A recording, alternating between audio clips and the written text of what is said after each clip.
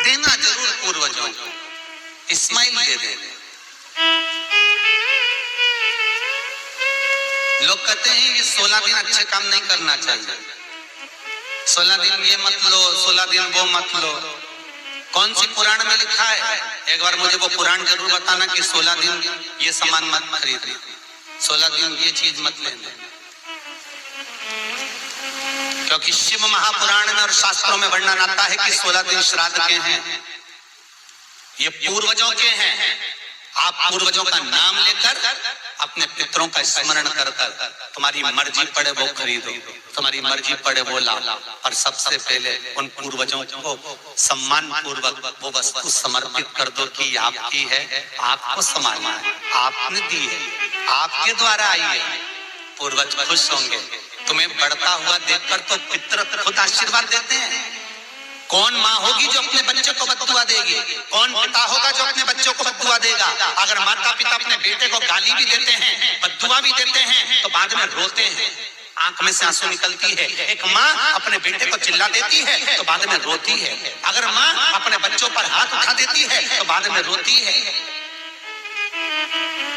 तो क्या मरने के बाद पितर तुमको बद्दुआ देंगे? नहीं, पितर आशीर्वाद देते, बस इतना जरूर कहते हैं कि मैं छोड़ कर गया था रे, मैं तुझे देकर गया था रे, मुझे भूल क्यों गया? तो थोड़ा देता क्यों नहीं है? मेरे को अन्न का भाग देता क्यों नहीं है? बस वो याद करते हैं, वो आपसे मांगने की, क्योंकि आप उसके पुत्र हो, आप उसके संतान हो, आप उसके वंश के हो, आपसे ललकता है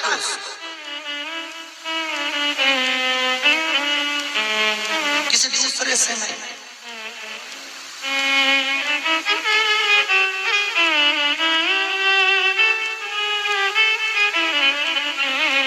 प्रेम दीजिए।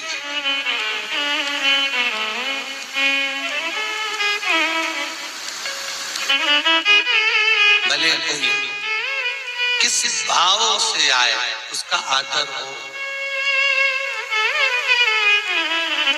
उसका सम्मान। कई लोगों का प्रश्न होता है, गुरुजी हम 4 भाइयों का परिवार है पर पितृदोष मुझ पर ही क्यों आ रहा है? मैं क्यों तकलीफ भोग रहा हूँ? मेरे को क्यों कष्ट आ रहा है? मेरे क्यों पांव दुख रहे हैं? मेरे घर में क्यों ऐसी परेशानी आती है? सबकी सब तो सुखी है। ध्यान रखना, पितरों का जिससे लगाव होता है और जिसको पितरों ने दिया होता है, पूर्वजों ने दिया होता है, भगवान ने दिया होता है, लालसा उसी से होती है। भीख मांगने वाला, भिक्षा मांगने वाला भिखारी भी होता है, भिक्षुक भी होता है। तो गाड़ी देख लेता है कि 4 व्हीलर गाड़ी से आया है तो सेठ जी 10 रुपया देगा। कोई पैदल जाता है तो भिखारी भी सोचता है बेचारा क्या देगा, उसके पास तो खुद नहीं, पाँव में चप्पल नहीं पहना है, फिर भी हाथ फैला देता है कि दे दे तो ठीक है, नहीं तो कोई गाड़ी वाला तो देगा ना मुझको। उसी तरह घर के पूर्वज, घर के जो आहूत होते हैं, घर के जो पितर होते हैं, घर के जो वासुक होते हैं, घर के जो पूर्वज होते हैं, आशा उसी से लगते हैं जो दे सकता है। जिसके पास है ही नहीं उससे क्या आशा रखें?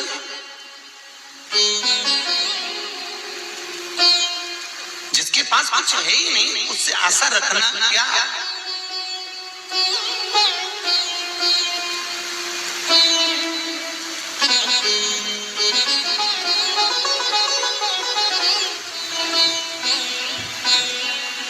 कई लोग कहते हैं गुरुजी हमारे पास देने के लिए कुछ भी नहीं, हम हमारे पूर्वजों को क्या? मत दो ना, इस्माइल तो दे सकते हो। जिस दिन तुम्हारे पूर्वजों का श्राद्ध है, तुम्हारे पास में खिलाने के लिए अन्न नहीं है, तुम्हारे पास देने के लिए दान नहीं है, तुम ब्राह्मण को घर में नहीं बुला सकते, कोरोना महामारी चल रही है, तुम कुछ भी नहीं दे सकते, तुम्हारे पास देने के लिए वस्त्र नहीं, आभूषण नहीं, कुछ भी नहीं, मत दो। निवेदन है बस चेहरे पर प्रसन्नता रखकर, एक निवेदन है कि चेहरे पर प्रसन्नता रखकर उस दिन अपने पूर्वजों को याद जरूर करना और कह देना कि आप ही का दिया हुआ है जो हम खा रहे हैं, हम पर करुणा करना, हमारे पास कुछ भी नहीं है। डब्बे में से गुड़ या शक्कर निकालकर, अरे गैस को लाइटर से जलाकर उसकी अग्नि में छोड़ देना, पर 2 दाने शक्कर के छोड़ना जरूर, जिससे वो जीवात्मा दरवाजे पर आकर भूखी ना जाए, उसके मुख में कुछ तो चला जाए और वो जीवात्मा तुम्हें आशीर्वाद दे जाए। तुम्हारे पास कुछ ना हो तो इतना तो दे सकते हो साहब, इस्माइल तो दे सकते हो, प्रसन्नता तो दे सकते हो, मीठी वाणी तो दे सकते हो। अपने पूर्वजों को याद तो कर सकते हो, अपने इष्ट को याद तो कर सकते हो, जिसने दिया है उसका गुणगान तो गा सकते हो।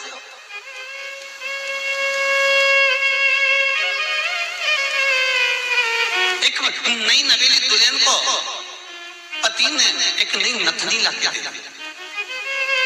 कबीरदास जी लिखते हैं, नथनी दी यार ने तो दिया बखान।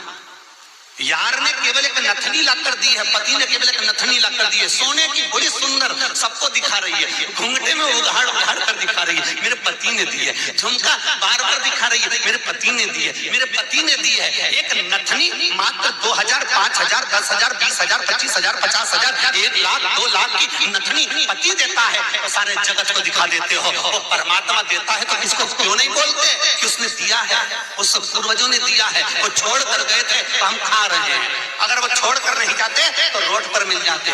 लोग कहते हमारी माँ ने हमको क्या दिया, हमारे पिता ने हमको क्या दिया, सब उसको देकर चले गए। भले वो किसी को दे जाएं पर आशीर्वाद लिए बगैर मत जाने देना। भले वो कितना भी पक्षपात करें, भले वो कितनी भी बेईमानी करें, भले वो कितना भी कपट करें, वो सारी जायदाद उठाकर किसी को भी दे दें, पर उन माता पिता का सम्मान जरूर करना, क्योंकि वो मरते मरते आशीर्वाद जरूर दे जाएंगे कि मैंने तुझे कुछ नहीं दिया, ले मैं तुझे आशीर्वाद देता हूँ, और तुम्हें आशीर्वाद मिल गया तो तुम निहाल हो गए। वर चाहिए, आशीर्वाद चाहिए, धन दौलत नहीं। श्राद्ध पक्ष की कथा कहती है, ये श्राद्ध पक्ष का जो वर्णन गरुड़ पुराण में कहा गया कि जीवात्मा सबसे पहले जाती है तो घर पर जाती है, जैसे जट्ठा और मट्ठा की कथा।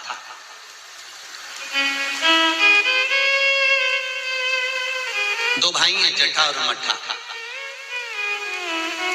दोनों साथ में रहते थे, पर इनकी जो धर्म पत्नियां थी आपस में कुछ भेदभाव हो गया, दोनों अलग अलग हो गए। जट्ठा बहुत धनपति था, मट्ठा थोड़ा सा गरीब था, दोनों अलग अलग रहे। जट्ठा का बिजनेस अच्छा चलता है, जट्ठा का धन बहुत सारा है, संपदा बहुत सारी है, क्योंकि माता पिता का सारा धन जट्ठा ने अपने कब्जे में रख रखा था। सारे माता पिता की जितनी प्रॉपर्टी थी, जितना वैभव था, जितनी सत्ता थी, जट्ठा ने अपने कब्जे में रख ली थी। और मट्ठा ऐसे ही बेचारा सहज भाव का, भोला भंडारी, सरलता का भाव वाला चल दिया, अपना बोरी बिस्तर उठाया, अपनी पत्नी के साथ, बच्चों के साथ चले गए।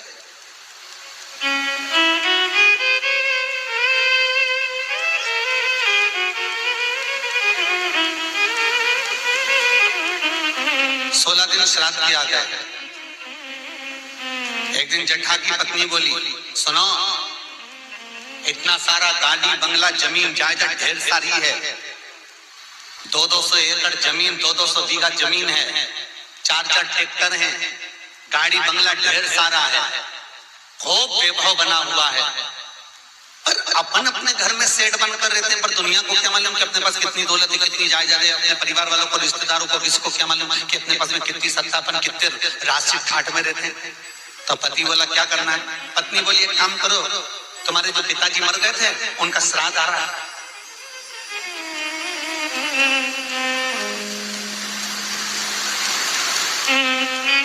तुम्हारे जो पिता चले गए थे उनका श्राद्ध आ रहा है, एक काम करो, अपन अपने पिताजी का श्राद्ध रख देते, और श्राद्ध रखेंगे तो मेरे मायके वालों को और आपके पूरे परिवार वालों को, जो आपके रिश्तेदार हैं, मित्र हैं, दोस्त हैं, और मेरे मायके वाले, मेरी सहेलियां, मेरी बेस्ट फ्रेंड, सबको बुला ला, और उनको बड़े प्रेम से अपन भोजन करा देंगे। इतने में जट्ठा बोला कि भोजन बना तो खिला तो देंगे, पर भोजन बनाएगा कौन, इतना सारा फैला हो जाएगा, उठाएगा कौन? इतने में तुरंत जट्ठा की पत्नी बोली, वो देवर और देवरानी क्या करेंगे? बाप तो उनका भी था, पिता तो उनका भी था, वो आए देवरानी, और देवरानी आकर भोजन बनाए और देवर आकर बर्तन मांजे। चलो निमंत्रण सबको देने जा रहे हैं तो उनके घर भी चल जाए। आवाज लगाई, मट्ठा, अरे ओ मट्ठा। मट्ठा ने दरवाजा खोला, छोटा सा झोपड़ा, गोबर से लिपा हुआ घर। मट्ठा हाथ जोड़कर बोला, बड़ा भाई आया है, बैठो भैया, हम बैठने नहीं आए तेरे घर में, कल पिताजी का श्राद्ध है, तेरे को बर्तन मांजने आना है, दुल्हन को भोजन बनाने आना है, श्राद्ध पक्ष में हमने ब्राह्मणी ढूंढी थी, बामनी भोजन बनाने वाली, मिल नहीं रही है, सब लगी हुई है इधर उधर। देवरानी को लिया आना, भाभी हम आ तो जाएंगे पर निवेदन इतना सा है कि पिताजी का श्राद्ध है, तो मन कर रहा है कि हम थोड़ी सी धूप छोड़ दें, इसके बाद आ जाएंगे। इतने में तुरंत भाभी बोली, सुन रे मठा, आना हो तो सुबह जल्दी आना, क्योंकि रखे हुए बर्तन कौन मांजेगा, भोजन कौन बनाएगा। इतनी देरी से आना है तो केवल के खाने आ रहे हो, आने की जरूरत नहीं है, तुम दोनों की जरूरत नहीं है, मेरे को मत आना, तुम छोड़ दिया। जेठा गया, अपने ससुराल वालों को बुला लिया, मायके वालों को बुला लिया, सबको बुलाया।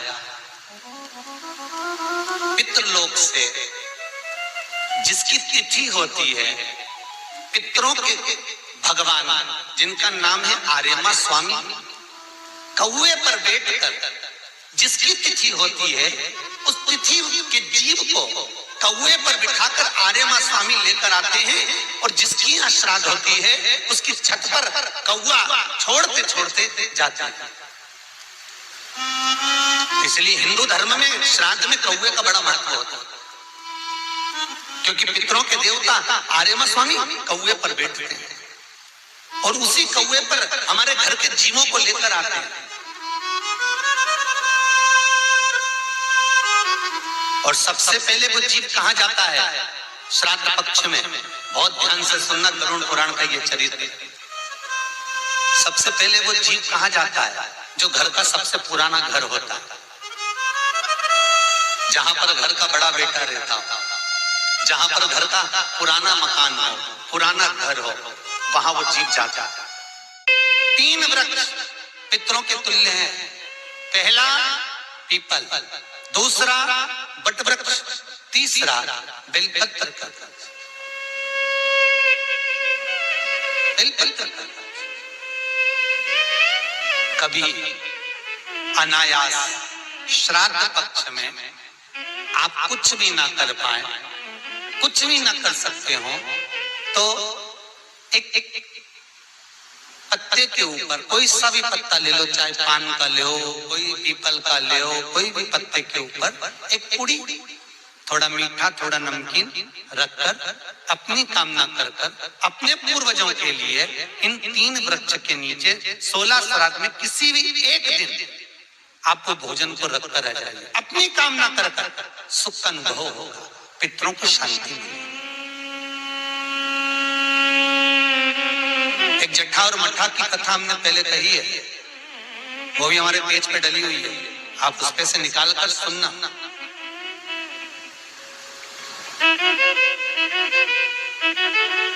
उसमें भी हमने व्याख्यान वर्णन करा जट्ठा मट्ठा की कथा। 3 वृक्ष पितरों के तुल्य हैं, 3 पक्षी पितरों के तुल्य हैं, कौवा, हंस और गरुड़।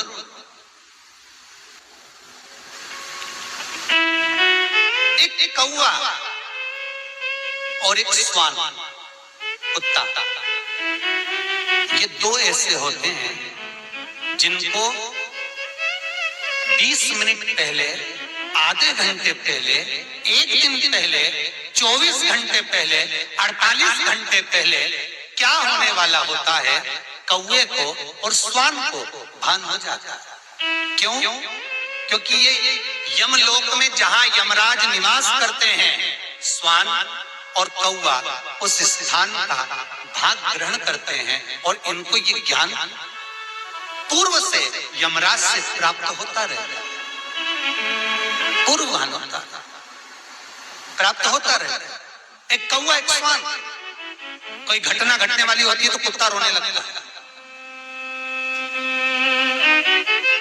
कोई घटना घटने वाली होती है तो कौवा आकर बैठ जाता है, कोई आ रहा है तो कौवा आएगा, कोई भाव सूचक है तो कौवा आकर बैठेगा। दरवाजे पर कैसे, उसका भी भान है, अटारी पर कौवा कहाँ बैठा है, दरवाजे पर कौवा कहाँ बैठा है, किस स्थान पर कौवा विराजमान है, उसका भी भाव हमारे शास्त्र में वर्णन है। 3 पक्षी, 3 वृक्ष पितरों के तुल्य हैं। पक्षियों में कौवा, हंस और गरुड़, ये पितरों के तुल्य। जो अधोगति में मर जाते हैं, जिनको पिंड नहीं मिलता, तर्पण नहीं होता, ब्राह्मण का भोज नहीं मिल पाता, जो मर जाते हैं, जिनका अंतिम संस्कार तक नहीं होता, जिनकी गति बिगड़ जाती है, ऐसे जीव कौवे के अंश में प्रकट होते हैं। जो पूर्ण फल लेकर जाते हैं, पितृलोक में जगह नहीं होती, वैकुंठ में जगह नहीं होती, कहीं अगर जगह नहीं है देवलोक में, तो इनको कौवे के अंश में, गरुड़ के अंश में या हंस के अंश में डाल दिया जाता है। महाराज फिर अगला वर्णन किया, 3 पशु, कुत्ता, गाय और हाथी, ये पितरों के तुल्य होते हैं।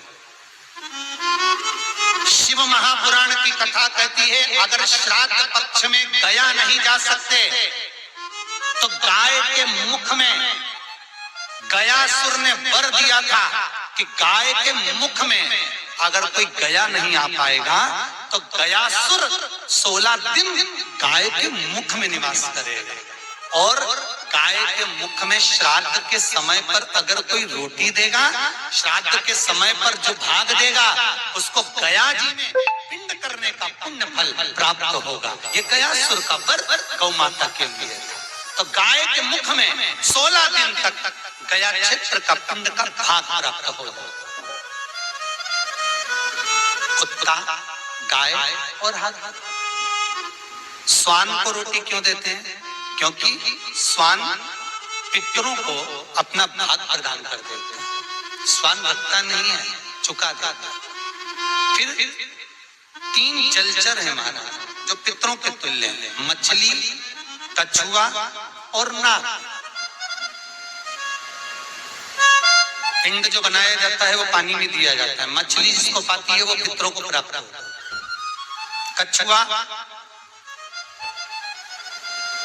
श्रावण के इस 16 श्राद्ध के अंतर्गत कछुआ यदि आपके दिए हुए भाग को पा लेता है, तो वह जीव उसी समय पर तर जाता है। और महाराज नाग, वो भी पितरों के तुल्य माना। इन 3 पितरों के क्रम का वर्णन किया गया है। भगवान शिव ओगड़दानी बट का वृक्ष के रूप में ब्रह्मा को बना देते हैं और शंकर बटकेश्वर महादेव के रूप में विराजमान हो जाते हैं। ऐसा सुंदर प्रसंग शिव महापुराण में वर्णन किया।